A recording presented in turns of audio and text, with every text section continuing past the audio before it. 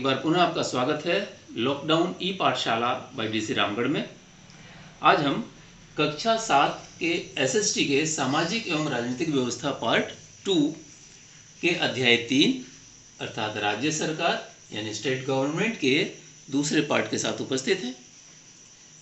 हमने इसमें पहले पार्ट में चर्चा की थी कि राज्य सरकारों के 3 अंग हैं, विधायिका, कार्यपालिका और न्यायपालिका।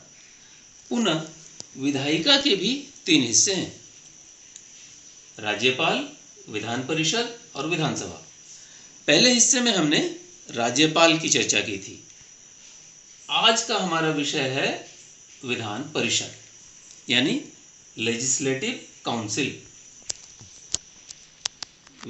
राज्यों के विधानमंडल के 2 सदन संविधान में वर्णित हैं। हालांकि भारत के सारे राज्यों में द्विसदनीय विधानमंडल नहीं है, किंतु जहां है उनके लिए आज हम चर्चा कर रहे हैं विधान परिषद क्या है और उसकी क्या क्या की पॉइंट्स हैं। विधान परिषद राज्य विधानमंडल का उच्च सदन या द्वितीय सदन कहलाता है। उच्च सदन से अभिप्राय है कि यहाँ उम्मीद की जाती है कि समाज के पढ़े लिखे एलीट क्लास के अगुआ वर्ग के लोग इसमें चुने जाते हैं। द्वितीय सदन इसलिए कहलाता है कि विधान सभा का चुनाव तो जनता के द्वारा प्रत्यक्ष मतदान से होता है, किंतु विधान परिषद के चुनाव में जनता के चुने हुए प्रतिनिधि विधान परिषद के सदस्यों का चुनाव करते हैं, इसलिए इसे द्वितीय सदन कहा जाता है। तो विधान परिषद राज्य विधानमंडल का उच्च सदन या द्वितीय सदन है। स्पष्ट है। अब दूसरे बिंदु पर आते हैं कि भारत के कुल 6 राज्यों में वर्तमान समय में विधान परिषद है। एक 7वां राज्य था जम्मू और कश्मीर, वहां 2019 में विधान परिषद का विलोपन हो गया।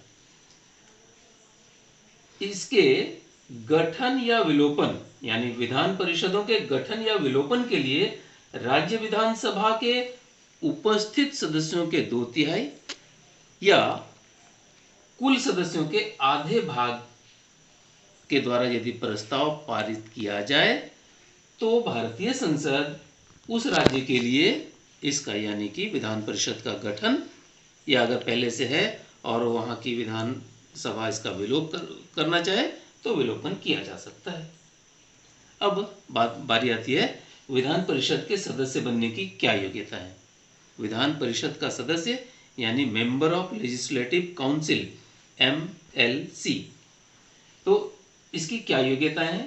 पहली योग्यता तो यह है कि वह भारत का नागरिक हो, उसने 30 वर्ष की आयु पूरी कर ली हो, वह पागल, दिवालिया या देशद्रोही घोषित नहीं हुआ हो और जिस क्षेत्र से वह चुनाव लड़ रहा हो वहां की मतदाता सूची में उसका नाम अनिवार्य रूप से दर्ज हो।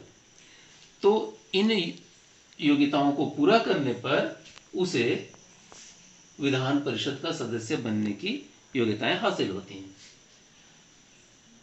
MLC का कार्यकाल 6 वर्षों का होता है, जबकि विधानसभाओं का जब हम उसकी चर्चा करेंगे तो जानेंगे कि उसके सदस्यों का कार्यकाल 5 वर्षों का होता है।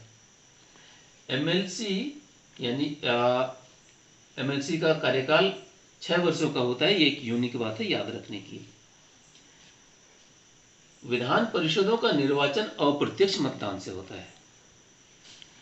इसमें इस चुनाव में उस राज्य के MLA, जिला बोर्ड और नगर पालिकाओं के सदस्य मतदान में हिस्सा लेते हैं यानी उसके मतदाता होते हैं।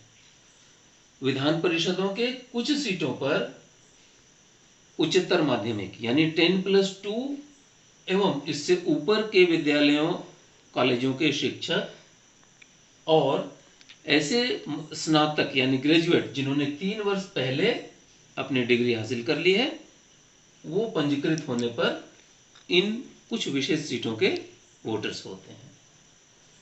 इसके साथ ही कुछ सदस्यों को राज्यपाल के द्वारा मनोनीत किया जाता है। ये कौन होंगे? इनमें समाज के विद्वान, लेखक, समाजसेवी, चिकित्सक, कलाकार यानी अपने अपने फील्ड में, अपने अपने क्षेत्र में महारत हासिल किए हुए लोगों को राज्यपाल मनोनीत कर सकते हैं। इसके लिए हर राज्य की विधान परिषद में सीटों की संख्या निर्धारित है। अब ये विधान परिषद क्या कार्य करता है? तो जो राज्य के लिए नियम और कानून आदि बनाए जाते हैं, इन नियमों कानूनों की उपस्थापना का कार्य विधान परिषद के साथ साथ विधानसभा के साथ साथ विधान परिषदों में भी होता है। विधान परिषद वित्त विधेयकों पर रोक नहीं लगा सकता, चर्चा में वो भाग लेते हैं।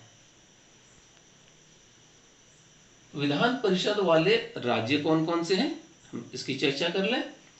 तो भारत के 6 राज्य वर्तमान में, जैसे हमने चर्चा की कि 6 राज्यों में विधान परिषद है, जिनमें आंध्र प्रदेश, वहाँ 58 सदस्य हैं, बिहार जिसके विधान परिषद में 75 सदस्य हैं, कर्नाटक वहाँ भी 75 सदस्य हैं, महाराष्ट्र के विधान परिषद में 78 सदस्य हैं, तेलंगाना में 40 और उत्तर प्रदेश में 100 सदस्य हैं। तो हमने मोटा मोटी कक्षा 7 के स्तर के लिए विधान परिषदों की चर्चा की। उम्मीद है ये जानकारी आपको पसंद आई होगी। एक बार आप पुनः इसको याद करें। भारत के कुल 6 राज्यों में विधान परिषद हैं। अन्य राज्य जब चाहें वहाँ के विधानसभा के द्वारा उपस्थित सदस्यों का 2/3 या कुल सदस्यों के आधे सदस्यों के द्वारा प्रस्ताव पारित कर भारत की संसद में प्रस्ताव को भेजेंगे, तो संसद उस राज्य के लिए विधान परिषद का गठन कर सकती है, और जिन राज्यों में है अगर वो चाहें तो वहाँ से उनका विलोपन किया जा सकता है। उम्मीद है कक्षा पसंद आई होगी। धन्यवाद।